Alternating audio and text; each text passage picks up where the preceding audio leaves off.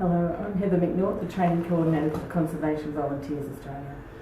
Heather, why does the Conservation Volunteer Training Program interest people?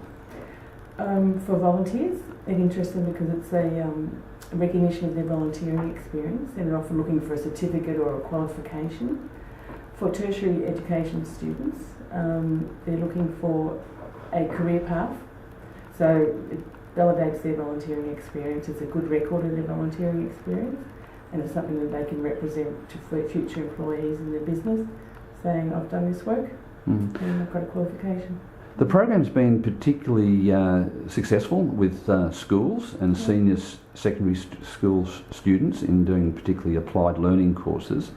What is it that the teachers and the students particularly like about doing the Conservation Volunteer Training Program? The fact that we've already got projects already set up that the students just come and work on. The school doesn't have to worry about the project aspect of it. They've got something, they'll get a nationally accredited units in towards their qualifications at school. That we have a very strong OHS policy, and that's embedded in the program as well.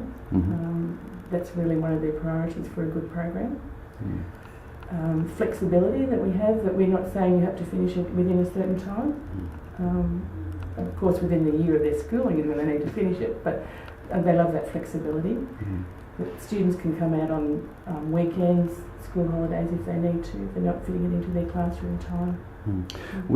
There was an award won by Conservation Volunteers and also the Bendigo Senior Secondary College here in Victoria. What was it about the relationship or the Conservation Volunteer Training Program that gained us that award? It was actually a partnership award. We were put forward by the school for that award, and the main thing was that we developed a really good, strong partnership that meant that the students had really good outcomes from it, the school had good outcomes, and that it was a community-involved partnership. What do you see as the particular outcomes for the students? What did the students gain? The teachers said they gained a great deal of self-confidence. They gained employability skills, things like time management. For those students, English is a second language. It was a really good introduction into the language of the industry. That was just a few of the things they gained. So, for an individual coming into the office and wanting to do the program, what happens next? What happens next? Well, they get to talk to a lovely VEO for a start, who will explain how the process works. They'll show them a logbook, they'll take them through the logbook, explain that they need to do 30 hours volunteering with us, that it's not a nationally accredited course, but there are units in it that can be used towards a qualification later on or for further employment. They will encourage them to be part of it, and if they're willing to pay $200, they'll be given the logbook, and they'll also be given information on projects they can go out with conservation volunteers. So we don't need a trainer to be with them necessarily. A lot of this is done with the team leader. So what's the team leader's role in this program? The team leader's role is very important. They're the ones that are going to have most contact with the person doing this course. So they will be transferring knowledge and skills.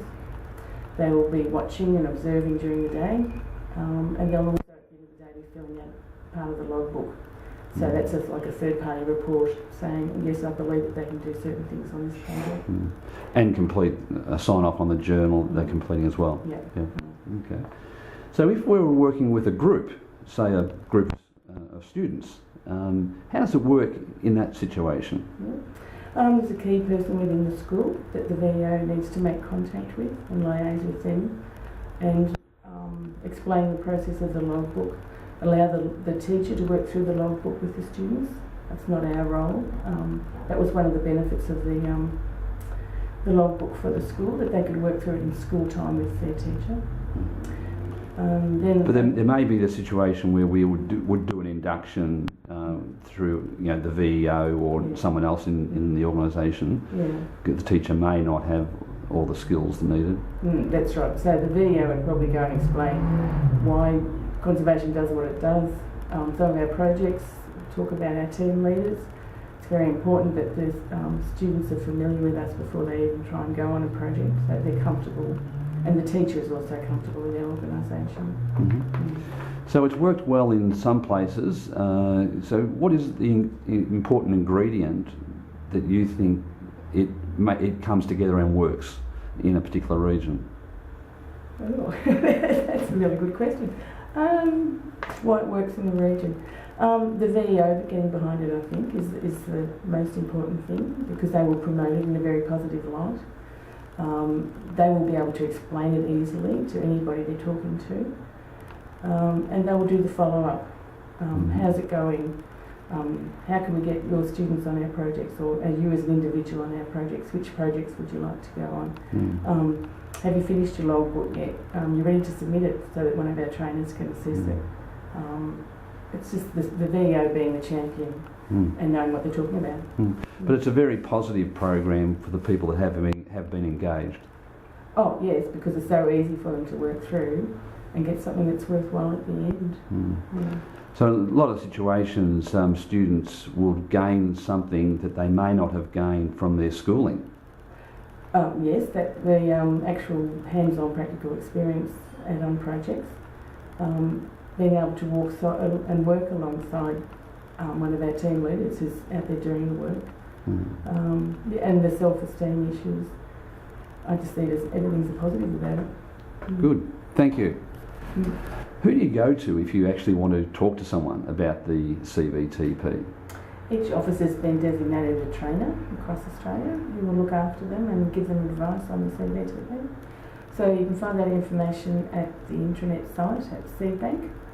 If you look under Head Office and then Training, you'll find all the information about Conservation Volunteer Training Program.